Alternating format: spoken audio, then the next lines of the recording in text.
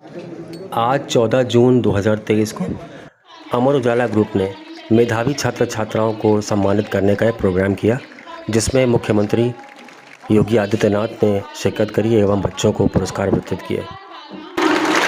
वाकई में आज का ये दिन जो कि ऐतिहासिक दिवस में तब्दील होने जा रहा है, परिवर्तित होने जा रहा है शिक्षा की उस प्रज्वलित होती उस लौ से, जिसका की रोशनी और सभी दुआ करते हैं कि सभी के दिलों से अज्ञान के अंधकार को हटाकर ज्ञान के प्रकाश आलोकित होता है। मंचासीन समस्त माननीय गणमान्य अतिथिगण, एक बार जोरदार तालियां मंचासीन समस्त माननीय गणमान्य अतिथिगण के लिए नमस्कार करते हुए। जैसे हम सभी जानते हैं, अमर उजाला समाचार पत्र जोश सच्चा बहुचर्चित लोकप्रिय समाचार पत्र अमर उजाला द्वारा आयोजित हमारे अमर उजाला मेधावी सम्मान समारोह 2023 में अपनी गरिमा में उपस्थिति से मंच को अलंकृत करने वाले परम आदरणीय यशस्वी माननीय मुख्यमंत्री जी को परम आदरणीय शत नमन करते हुए समस्त माननीय गणमान्य अतिथियों का अभिनंदन वंदन स्वागत। और यहाँ उपस्थित हमारे विभिन्न जनपदों से पधारे हमारे सभी मेधावियों का और उनके सभी सम्मानित शिक्षकों का, सभी सम्मानित अभिभावकों का और हमारे विभाग से जुड़े सभी सम्मानित अधिकारियों का और हमारे समाचार पत्रों के पत्रकार बंधुओं का, छायाकार बंधुओं का अभिनंदन वंदन स्वागत। पढ़ने का अगर जुनून हो तो मिल जाता है रास्ता।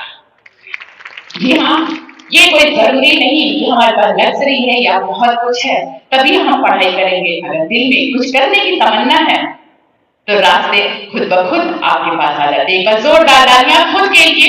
आज आपका सम्मान होने जा रहा है इस मंच के माध्यम से। तो आइए, अब वो पल वो क्षण आ गया है और ये बताते हुए मंचासीन समस्त माननीय गणमान्य अतिथिगण को कि हर बार हमारे 3 बोर्ड होते थे, हमारी यूपी बोर्ड, सीबीएसई और आईसीएसई आईएससी। इस बार हमारे बीच में उत्तर प्रदेश संस्कृत शिक्षा परिषद बोर्ड के भी मेधावियों को इसमें शामिल किया गया है, हाई स्कूल और इंटरमीडिएट। एक बार जोरदार तालियां हमारे अमर उजाला के द्वारा इस सराहनीय योगदान के लिए। तो आइए, हमारे उत्तर प्रदेश के विभिन्न जनपदों में जिन मेधावियों ने अपना नाम रोशन किया, अपनी मेहनत, अपनी प्रतिभा के बल पे इस मंच के माध्यम से सम्मानित करने का वो वक्त आ गया है, जिसके लिए परम आदरणीय यशस्वी माननीय मुख्यमंत्री से सादर आग्रह करते हुए ससम्मान अनुरोध करते हुए कि अपने कर्तव्यों से हमारे मेधावियों को सम्मानित करें, आशीर्वाद प्रदान करें। सर्वप्रथम UP board high school Sitapur से हमारे बीच में है प्रियांशी सोनी, जिन्होंने 98.33% अंक प्राप्त किए। जोरदार तालियां प्रियांशी के लिए। और समस्त माननीय गणमान्य अतिथिगण,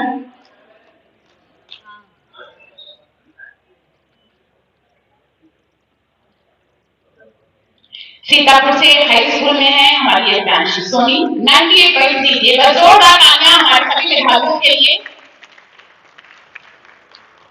मेडल पहनाकर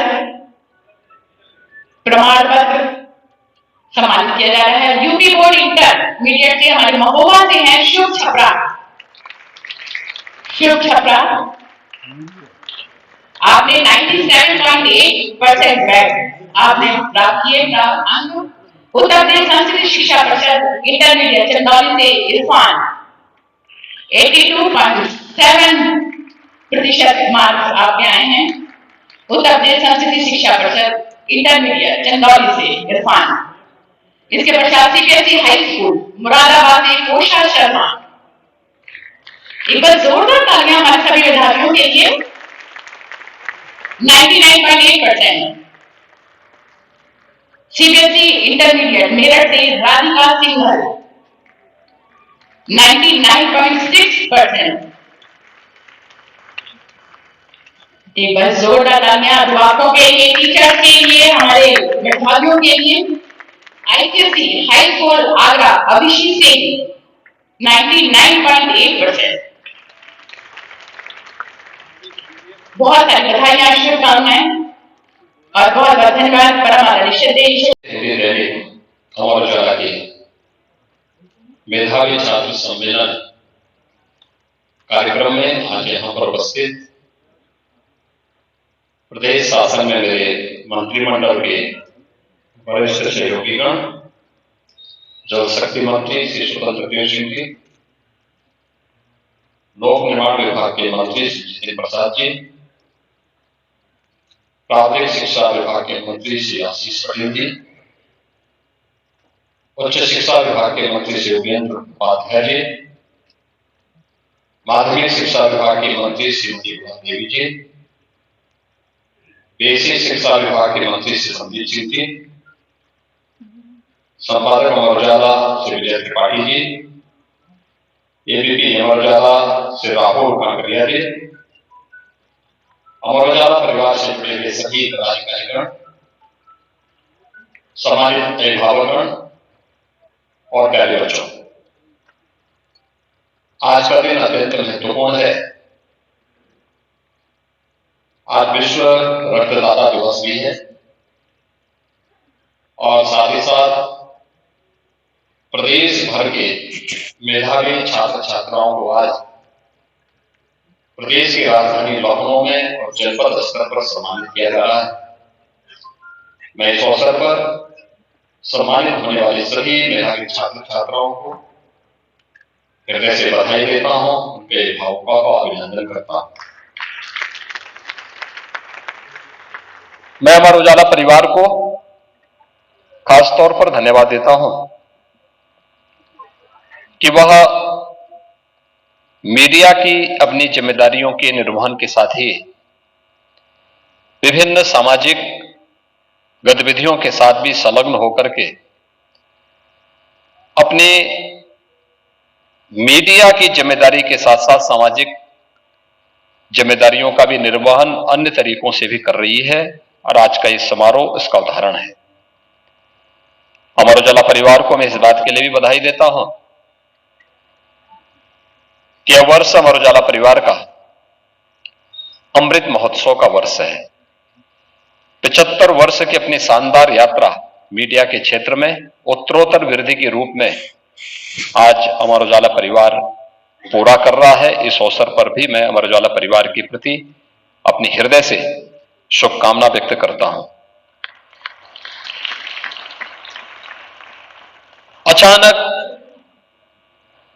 कोई मीडिया ग्रुप समाज के एक बड़े वर्ग के भावनाओं का प्रतिनिधित्व नहीं कर पाता।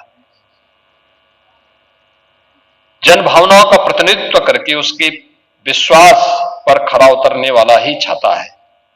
6 राज्यों और 2 केंद्र शासित प्रदेशों में मीडिया, प्रिंट मीडिया के क्षेत्र में आज जिस प्रकार का प्रतिनिधित्व अमर उजाला कर रहा है वह सराहनीय है और मेरी अमर उजाला परिवार के प्रति अपनी शुभकामनाएं हैं। मुझे बहुत अच्छा लगा जब प्रतिवर्ष हम लोग इस बात को सुनते हैं, देखते हैं। प्रदेश भर में कंपटीशन होता है छात्रों में अतुल माहेश्वरी छात्रवृत्ति के नाम पर बड़े आयोजन होते हैं और बाद में एक सम्मान समारोह के माध्यम से उन छात्रों को स्कॉलरशिप उपलब्ध की जाती है। दिव्यांग छात्रों के लिए भी स्वर्गीय डोरीलाल अग्रवाल जी के नेतृत्व के नाम पर एक छात्रवृत्ति का आयोजन किया जाता है। ये वे कार्यक्रम है जो अपनी समाज जनता के भावनाओं को प्रतिनिधित्व करके मीडिया के अपने जिम्मेदारियों के निर्वहन के साथ साथ समाज से जुड़े हुए उन तबकों को प्रतिनिधित्व देने का जो एक छात्र के लिए सर्वांगीण विकास के लिए उसकी आवश्यकताओं की पूर्ति करने में और उसके सर्वांगीण विकास में अपना योगदान यह मीडिया ग्रुप कर रहा है। आज प्रातःकालीन सत्र में भी मुझे प्रदेश सरकार की ओर से प्रदेश भर के मेधावी छात्रों को सम्मानित करने का अवसर प्राप्त हुआ था और प्रदेश भर में हर जनपद में यानी प्रदेश के जो मेरिट में आने वाले 10 छात्र थे वे किसी भी बोर्ड के हों, टॉप 10 को हम लोगों ने लखनऊ में सम्मानित किया और जनपद स्तर पर भी जनपद स्तरीय टॉप 10 को सम्मानित करने का कार्य यह हमारे प्रदेश सरकार के मंत्रियों ने, माननीय जनप्रतिनिधियों ने प्रत्येक जनपद में समारोह को वहां पर आयोजित किया। अपनी प्रतिभा को आगे बढ़ने का, प्रोत्साहन का यह एक अवसर होता है और ये प्रोत्साहन का यह अवसर ये समाज की जिम्मेदारी भी बनती है, क्योंकि वह छात्र आज जो मेहनत करेगा, जो परिश्रम करेगा, उसका जो पुरुषार्थ है, यही पुरुषार्थ आने वाले समय में एक अच्छे वैज्ञानिक के रूप में, एक अच्छे प्रशासनिक अधिकारी के रूप में, एक अच्छे चिकित्सक के रूप में, एक अच्छे अभियंता के रूप में, एक अच्छे समाज सेवी के रूप में, एक अच्छे प्रगतिशील किसान के रूप में, जीवन के विभिन्न क्षेत्रों में एक अच्छे शिक्षक के रूप में, अलग अलग क्षेत्र में इन लोगों की प्रतिभा हम सबको देखने को मिलेगी और इसलिए अपनी इस प्रतिभा का अभिनंदन हर स्तर पर होना चाहिए। और आज का इस समारोह अपनी प्रतिभा के अभिनंदन का वह समारोह है जो हम सबको इसके प्रति प्रेरित करता है और मेरे मंत्रिमंडल के इतने सहयोगी स्वयं भी इस मंच पर यहां पर उपस्थित हुए हैं।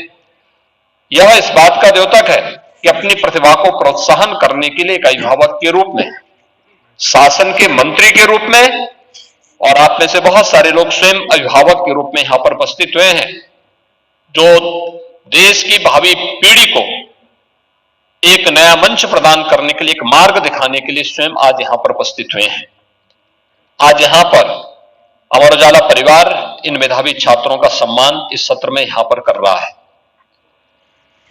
वास्तव में आपने देखा होगा शिक्षा के क्षेत्र में बहुत सारे परिवर्तन हो रहे हैं और आज हम भी इस बात को देखते हैं, तेजी के साथ दुनिया बदल रही है और उस तेजी के साथ बदलती हुई दुनिया में भारत सबसे तेजी के साथ दुनिया के अंदर छाता हुआ दिखाई दे रहा है। आपने 15 अगस्त 2022 को देश की आजादी के अमृत महोत्सव के कार्यक्रम को संपन्न किया। मुख्य महोत्सव में प्रधानमंत्री जी का मार्गदर्शन पूरे देशवासियों को प्राप्त हुआ। उन्होंने अपने उद्बोधन में बहुत महत्वपूर्ण बातें कही थी देशवासियों के प्रति। आजादी के 75 वर्ष हम मना रहे हैं। होता क्या था, पहले कोई भी आयोजन होता था तो सरकारी कार्यालयों तक सीमित रह जाता था, लेकिन राष्ट्रीय समारोह हो, आजादी का महोत्सव हो, हर नागरिक की उसमें भूमिका हो।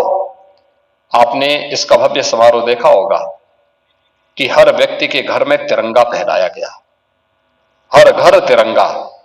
यह भारत के आन मान और शान का प्रतीक था और हर घर में तिरंगा के माध्यम से हम सब ने अपने राष्ट्रीयता के भाव को तिरंगा के माध्यम से देश के सामने प्रस्तुत किया था, दुनिया के सामने प्रस्तुत किया था कि एक भारत के रूप में, श्रेष्ठ भारत के रूप में हम सब की भी भूमिका है, हम अपनी इस भूमिका का निर्वहन करेंगे। आपने देखा होगा किस तेजी के साथ आजादी के अमृत महोत्सव वर्ष में भारत को अनेक उपलब्धियां प्राप्त हुई। उनमें से एक उपलब्धि थी कि जिस आजादी का 75वां वर्ष हम मना रहे थे और जिससे हमने ये आजादी ली थी, उस ब्रिटेन को पछाड़ करके भारत दुनिया की 5वीं बड़ी अर्थव्यवस्था भी बना। यानी जिस ब्रिटेन के बारे में कहा जाता था कि ब्रिटेन का सूर्य कभी अस्त नहीं होता, उस ब्रिटेन को पछाड़ करके भारत दुनिया की 5वीं बड़ी अर्थव्यवस्था बना। आज भारत दुनिया के अंदर सबसे तेज उभरती हुई अर्थव्यवस्था है। प्रधानमंत्री मोदी जी के नेतृत्व में किस तेजी के साथ परिवर्तन हो रहा है। अगर यही स्पीड भारत की रही तो अगले 3-4 वर्ष के अंदर भारत दुनिया की 3री बड़ी अर्थव्यवस्था होगा। दुनिया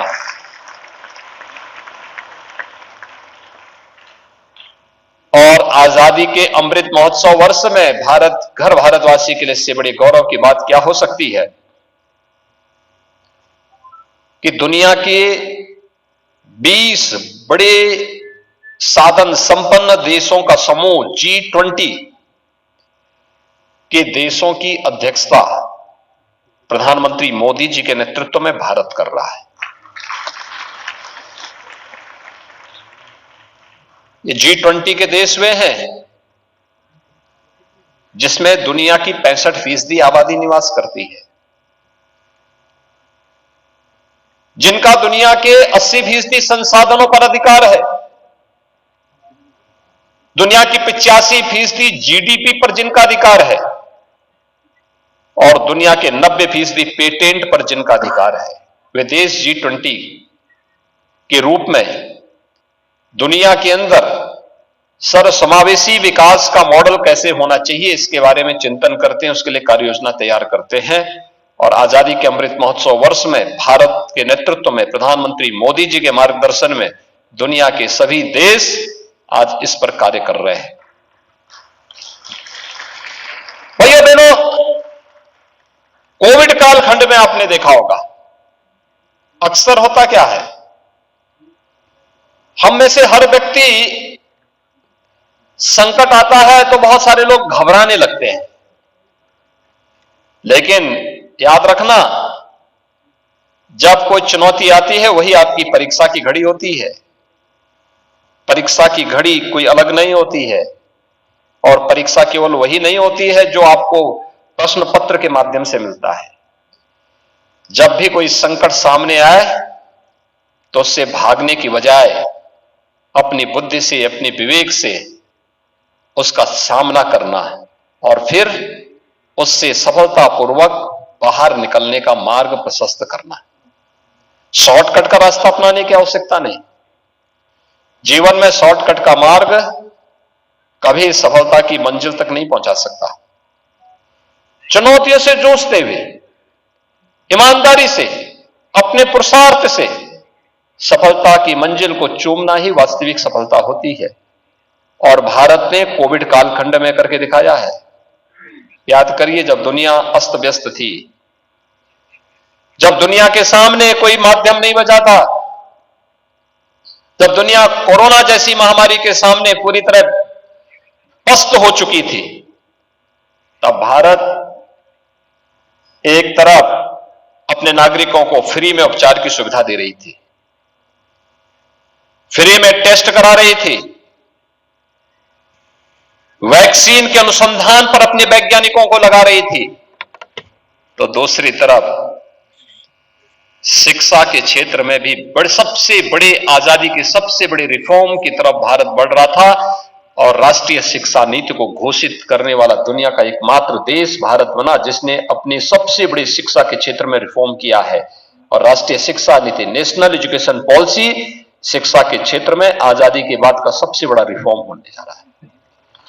टेक्नोलॉजी कैसे हमारे लिए उपयोगी हो सकती है और टेक्नोलॉजी का हम उपयोग करके कैसे जीवन को आसान कर सकते हैं, सरल कर सकते हैं, ईज ऑफ लिविंग के लक्ष्य को कैसे प्राप्त कर सकते हैं, यह तो हमें तय करना है। लेकिन टेक्नोलॉजी हमारे द्वारा नियंत्रित हो, हम टेक्नोलॉजी से नियंत्रित न हो, यह भी तय करना है। और उसका माध्यम बनाते हुए आज इस शिक्षा नीति आपको उस ओर लेके जाने वाली है।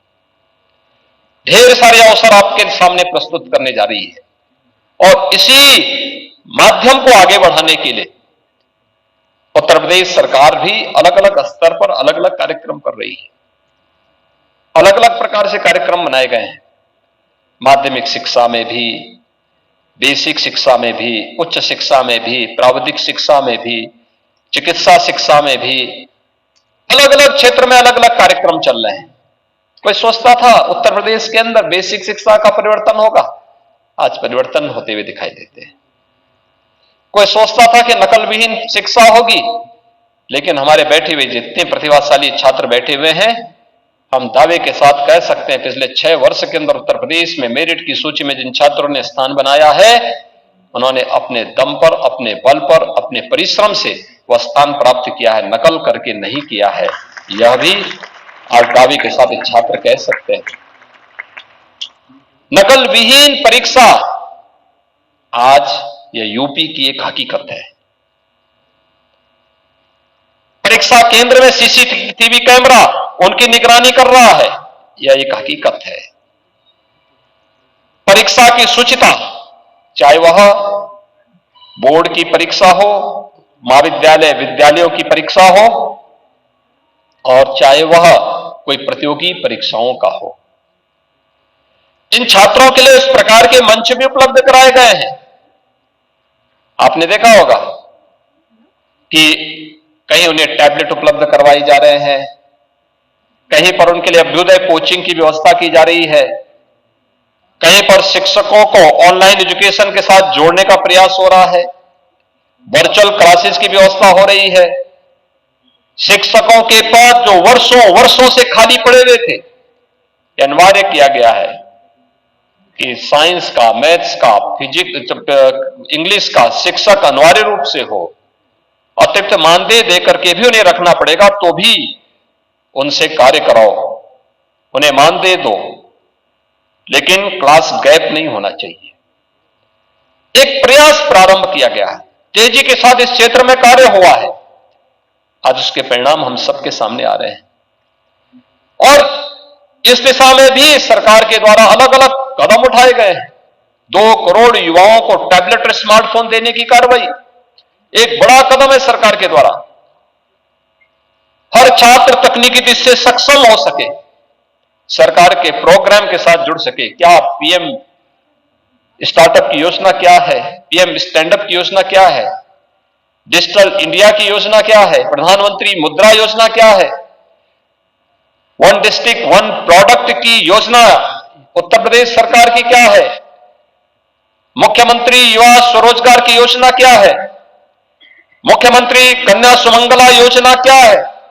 इन सभी योजनाओं की जानकारी लेना और फिर उसके अनुसार जो पात्रता की श्रेणी में आता आवेदन करें, उन योजनाओं को से लाभान्वित हो।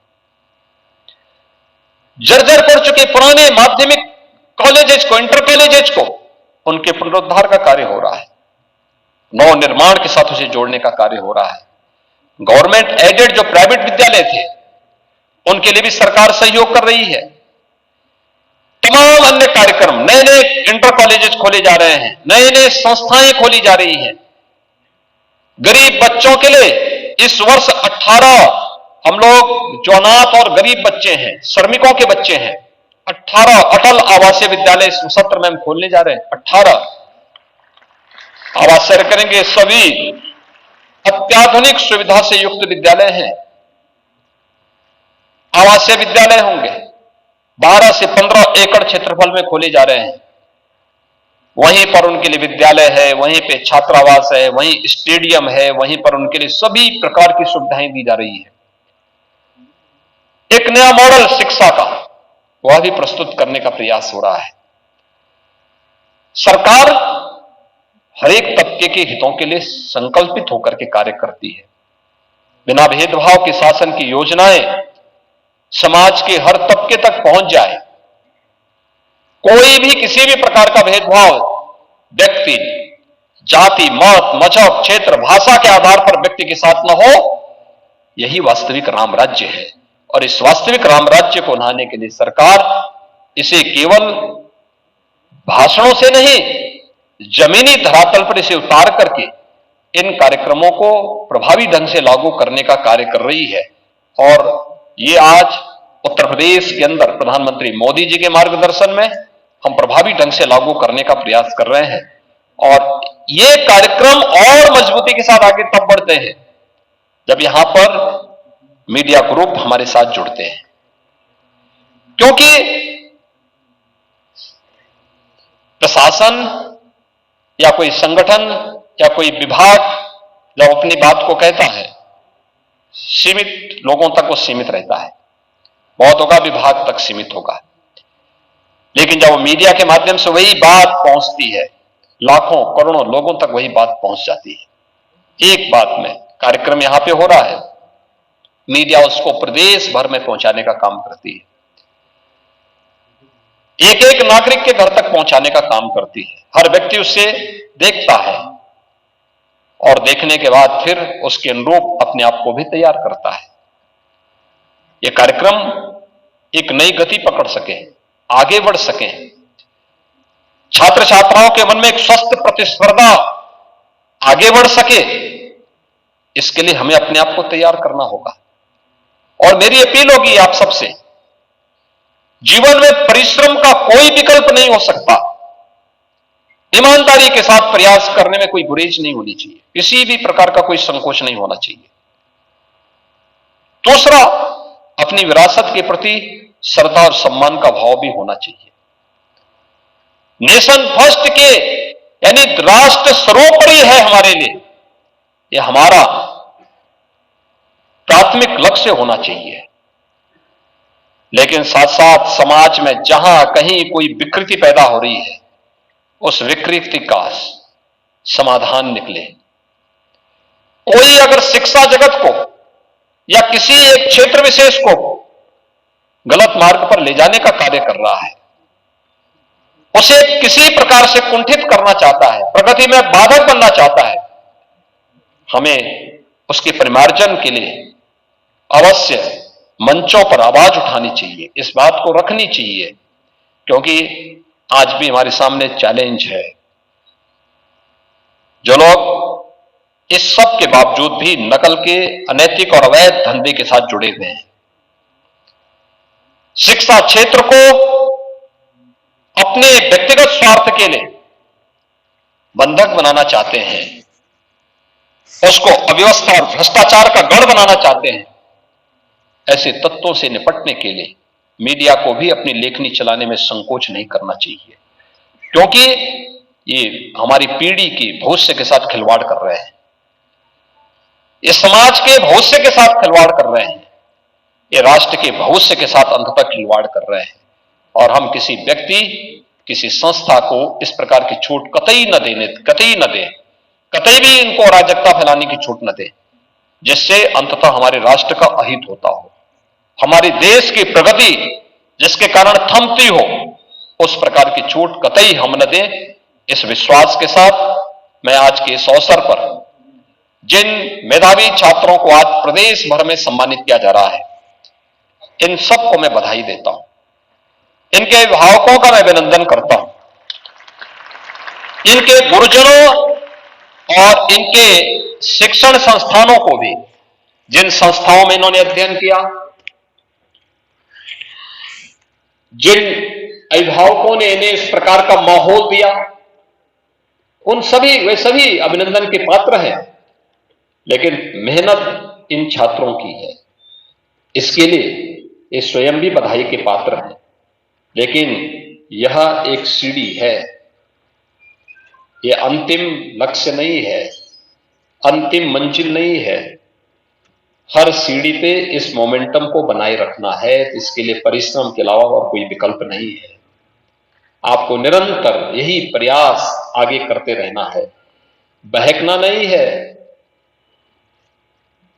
याद रखना, जब शिक्षा के प्रति आपकी भक्ति होगी ना, तो वह आपको अवश्य लक्ष्य तक पहुंचा देगी।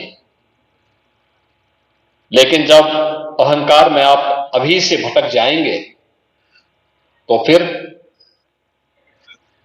कुछ भी नहीं बचेगा। भक्ति में रावण ने कैलाश पर्वत भी उठा दिया था, लेकिन जब अहंकार आया तो अंगद का पैर भी नहीं उठा पाया था। आपने देखा होगा ना। तो यही होता है भक्ति, शिक्षा के प्रति अटूट निष्ठा आपको महानता के लक्ष्य को प्राप्त करने के लिए आगे बढ़ा देगी। लेकिन जब अहंकार आ जाएगा कि अब तो मेरे 99% आ चुके हैं, 97, 95% आ चुके हैं, अब मुझे पढ़ने की आवश्यकता नहीं, तो मान के चलिए कि अब थान नहीं, नीचे की तरफ हम अपना रास्ता निकाल दे रहे हैं। वह नहीं करना है। निरंतर प्रयास, हर दिन कुछ नया मिलेगा, एक नई मंजिल की तरफ आगे बढ़ने का मार्ग मिलेगा, और उस नई मंजिल की तरफ आगे बढ़ना है। इस विश्वास के साथ आप सबके प्रति आप अपनी शुभकामनाएं देता हूं। धन्यवाद। जय हिंद।